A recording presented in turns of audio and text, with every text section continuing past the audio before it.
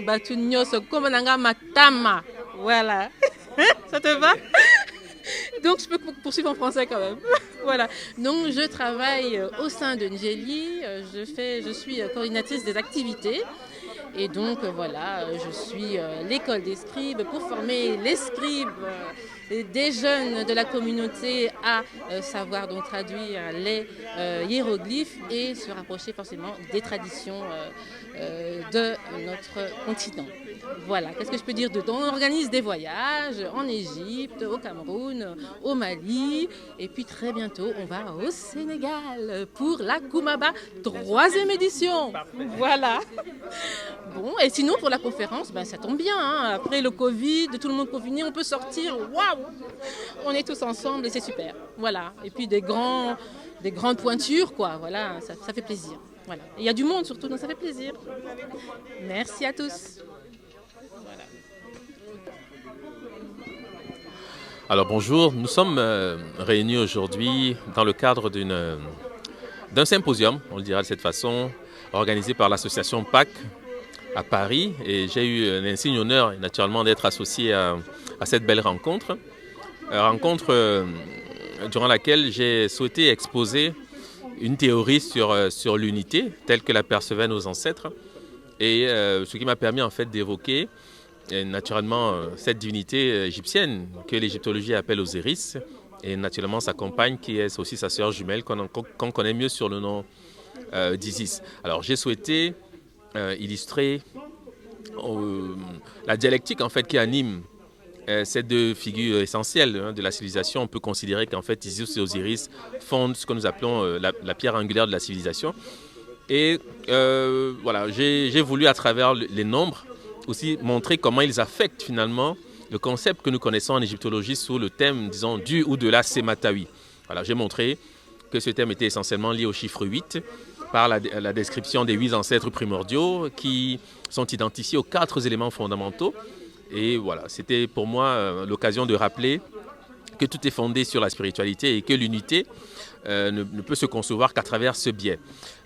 Pour ceux qui souhaitent naturellement en savoir plus, j'ai souhaité également présenter cet ouvrage qui est le dernier ouvrage paru, intitulé Sigidolo, qui est le nom que les peuples soudanais donnent à l'étoile Sirius, qui est l'étoile qui nous a guidés depuis la nuit des temps, qui est l'image d'Isis dans le ciel. Donc, et le thème abordé ici tourne essentiellement autour de la question naturellement de la circoncision, mais également le thème de la purification et de l'avènement d'une nouvelle ère. Voilà. Et je remercie naturellement Mobali pour le professionnalisme dont il fait preuve au cours de cette rencontre. Et j'espère que nous en aurons d'autres de ce type, car naturellement la qualité est au rendez-vous, puisque nous recevons également professeur Jean-Charles Kovi-Gomez, nous recevons le Mombok Bogbasson et naturellement le frère Lasconi, que peut-être vous entendez, qui est en train de donner toute une conférence avant la conférence. Voilà. Yenge kieno yenge meni ngombulu tata ngombulu ya sange mina bantu ntazonza chitalulu chibatankumbu kamera cha mobali makasi wembangiani mubungu village moshitwe. Donc en français, je vais donner les 5 doigts de la main en Kikongo. C'est ça les signes d'un initié en milieu Congo. Le Congo avec K, c'est la tanière du léopard. C'est la déformation de Kwengo. Kwe indique le lieu. Ngo, c'est le léopard. Et je suis Ngombulu Yasangi Yamina Bantu, qui signifie le lion de la bourse qui dévora les braconniers. Le lion ne vit pas dans la bourse. Le lion vit à Siessier. Mais étant donné que le roi de la jungle, donc ça donne Sangi. Étant donné que le braconnage n'existe pas dans la culture africaine, donc braconnage devient Bantu. Bantu donne braconnier parce qu'on ne peut pas inventer un mot qui n'existe pas dans la langue du Congo. Donc en langue Congo, un initié se reconnaît par l'explication de 5 doigts de la main. Nkelata, Nsosamiangu, Kulakwani kuna kulamena wa kulako. Fiochikwa fesalanga na kubaka. Arata konda mwana leke na batuma. Ça s'appelle l'ancrage culturel. J'ai grandi en locodermie, mais mes parents m'ont sevré. Je suis ce qu'on appelle mwana wa tumbu, parce que ma mère s'appelait Finunu Diabandoki. qui signifie le lieu des rituels, là où les initiés se rencontrent. Et je suis né dans un quartier de Brazzaville qui s'appelle Dahomey. Donc ce n'est pas moi qui ai choisi le panafricanisme, c'est le panafricanisme qui m'a choisi, puisqu'en tant que fils du Congo, je nais dans le Dahomey, je sors du ventre du serpent au Congo. Et aujourd'hui, le travail que je fais me rappelle de qui je suis né, où je suis né. Et donc je ne peux pas trahir l'Afrique. Voilà l'explication. Il est bon que lorsque les gens parlent d'initiation, connaissent les fondamentaux.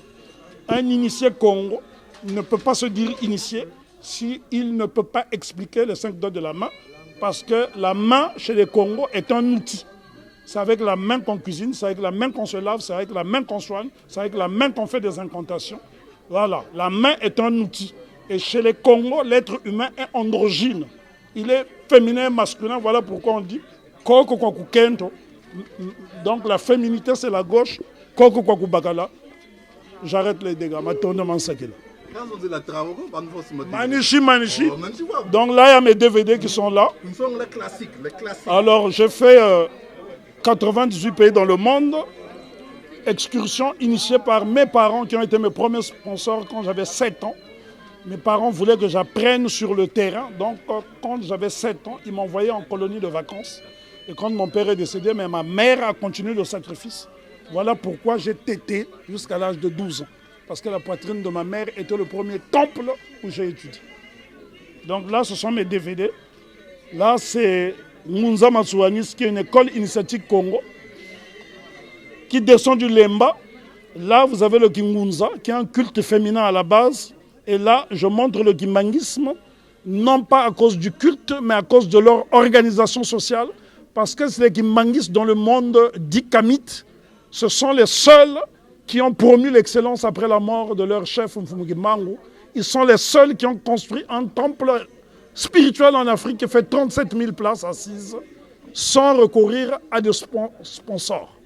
C'est une cotisation qu'on appelle Nsinsani. Nsinsani vient de Nsinsa, qui signifie équité. Donc ils ont fait le Nsinsani, c'est ce qui leur a permis de cotiser de l'argent pour construire le temple. Il n'y a pas de montant exigé. Ils ont leur propre conservatoire. Et à un certain âge, tu ne peux pas rester célibataire chez eux. Donc ils ont déjà réglé le problème démographique. Et troisièmement, Marcus Garvey, l'honorable Marcus Garvey, père du panafricanisme des peuples, qui est le point crucial de ma vie. Avant, je voyais le monde à travers des lunettes coloniales. Aujourd'hui, je vois le monde à travers des lunettes garveyennes parce que c'est Garvey qui est mon opticien. Et c'est ce qui donc m'a permis d'avoir cette production. 54 films. J'ai privilégié la filmographie à la bibliographie parce que malheureusement, ne sachant pas écrire le Graal, du coup, les aveugles peuvent acheter mes DVD, non pas en les regardant, mais en écoutant, ils peuvent créer le film dans leur esprit. Voilà un peu comment j'ai pensé faire le travail, mais il est important pour nous de lire, il est important, donc tous les supports qui diffusent la connaissance sont très importants et je suis heureux, encore une fois, de donner cette exclusivité à mon neveu, Mobali Makassi, qui est mon neveu, parce que Mobali Makassi et moi, si on se retrouve, on ne peut pas parler en français. C'est ce qu'on appelle une villa. Chez les Congolais, il y a des codes, on dit une villa. Il est Mobali Makassi, l'homme qui parle au Kémite sur Internet, mais devant moi, c'est moi l'Angaji. Voilà.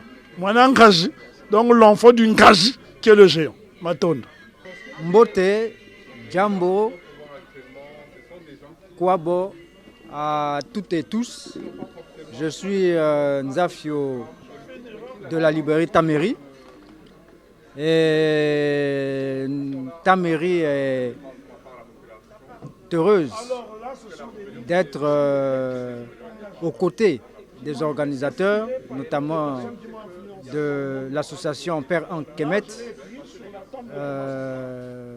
pour organiser cet événement. Et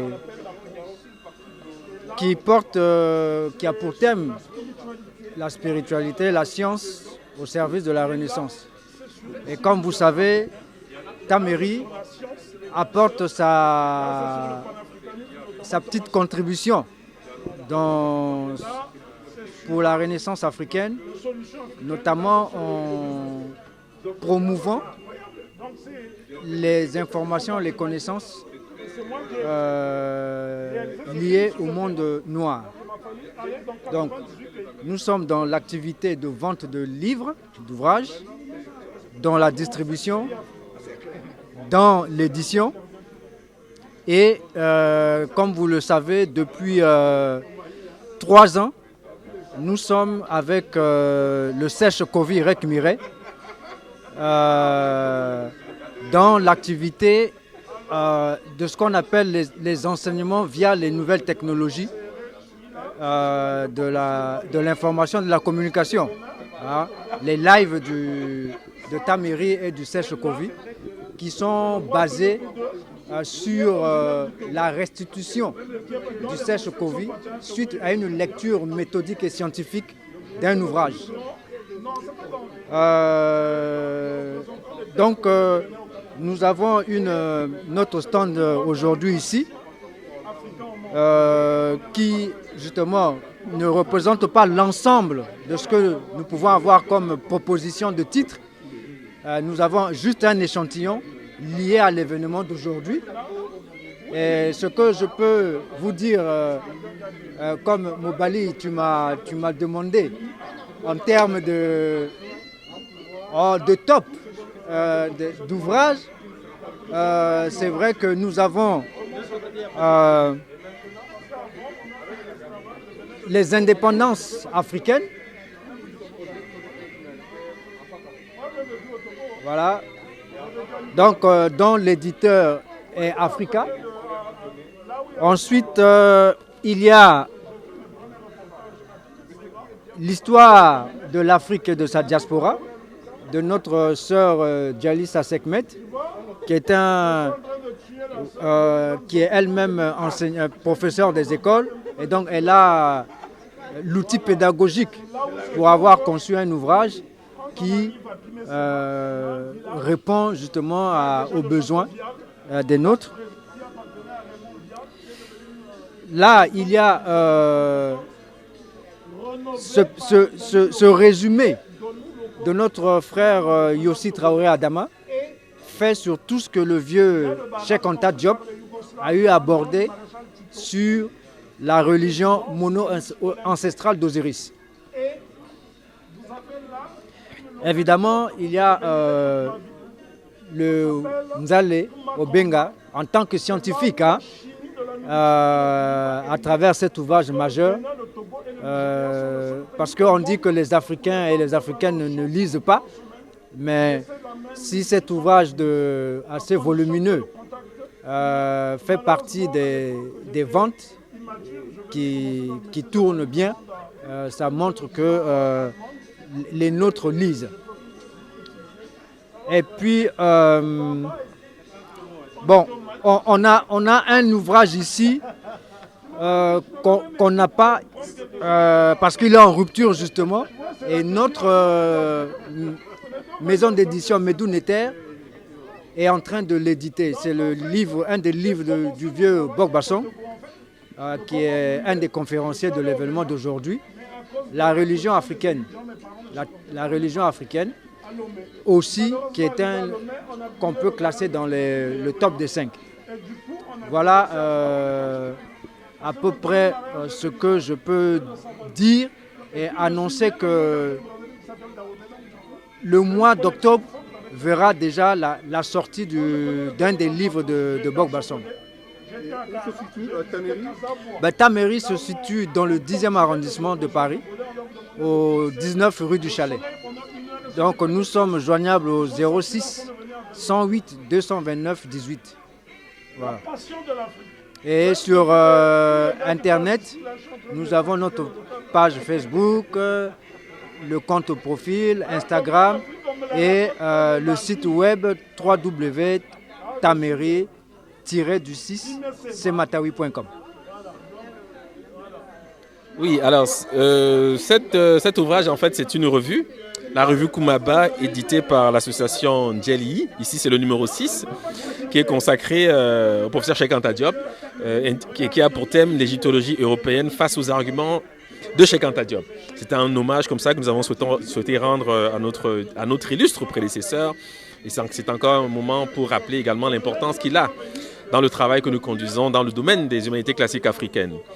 Il y a également cet ouvrage qui date déjà, Le Dieu Noir, il date de 2010, c'était mon premier ouvrage. Et c'est une anthologie en fait qui traite de plusieurs sujets, dont le thème principal bien sûr est le relèvement en quelque sorte du peuple noir, du peuple kémite. Voilà. Et à côté de cela, nous avons Congo. Congo qui est un ouvrage bien sûr qui parle également des humanités classiques africaines. Je ne saurais en faire un résumé ici parce que je sais qu'il y en a beaucoup qui le connaissent déjà. J'inviterai simplement les uns et les autres naturellement à s'y intéresser car c'était une manière pour nous de réhabiliter en quelque sorte dans ses fondations cette civilisation que nous appelons la civilisation égyptienne. Voilà, et quelques ouvrages. Bon, vous avez la revue numéro 4 ici, le Pharaon d'Égypte, numéro 4 de la revue Kumaba. Le format a changé, voilà pourquoi c'est un peu différent. Donc voilà, en gros c'est cela. Et puis nous avons cette fiche que nous tend bien aimablement notre ami Elounou. Voilà, donc ici c'est les cours en fait, les cours de l'association que nous donnons déjà depuis quelques années, débutants, intermédiaires, avancés. Voilà, c'était le programme que nous avions initié dans le cadre de l'école des scribes. Voilà, donc merci de l'intérêt que vous portez à ces questions et puis à très bientôt, merci.